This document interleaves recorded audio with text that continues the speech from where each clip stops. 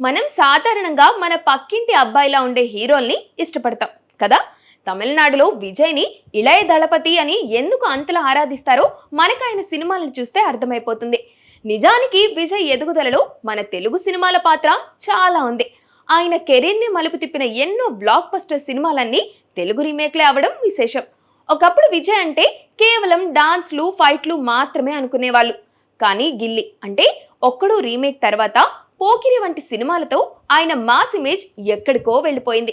మన మహేష్ బాబు సినిమాలను ఆయన ఎంత గొప్పగా ఓన్ చేసుకున్నారంటే అవి రీమేక్ సినిమాల్లా కాకుండా విజయ్ మాస్ ఎంటర్టైనర్లుగా నిలిచిపోయాయి. ఒక్కడు సినిమా రీమేక్ చేసి గిల్లీగా మార్చారు. ఇక పోకిరి సినిమాను పొక్కిరి, తమ్ముడు సినిమాను బద్రి, సుస్వాగతం సినిమాను లవ్ టుడేగా రీమేక్ చేశారు. అన్నవరం సినిమాను తిరుప్పాచిగా రీమేక్ చేశారు.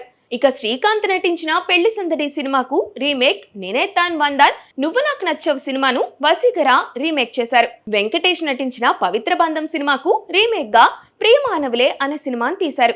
ఇక నాగార్జున నటించిన ఆజాద్ సినిమాకు రీమేక్ వేలాయుధం. ఇక నువ్వు వస్తావని సినిమాను తుల్లదా మనముం తుల్లంగా రీమేక్ చేశారు. వేణు నటించిన చిరునవ్వుతో సినిమాని రీమేక్ చేసి యూత్ గా మార్చేశారు.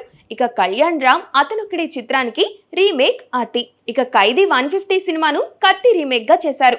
బాలకృష్ణ నటించిన భగవంత్ కేసరి సినిమాను జననాయకన్ గా రీమేక్ చేశారు. విశేషం ఏంటి అంటే ఇదే ఆయన లాస్ట్ సినిమా అని ఆయనే స్వయంగా చెప్పడం కూడా ఒక విశేషం.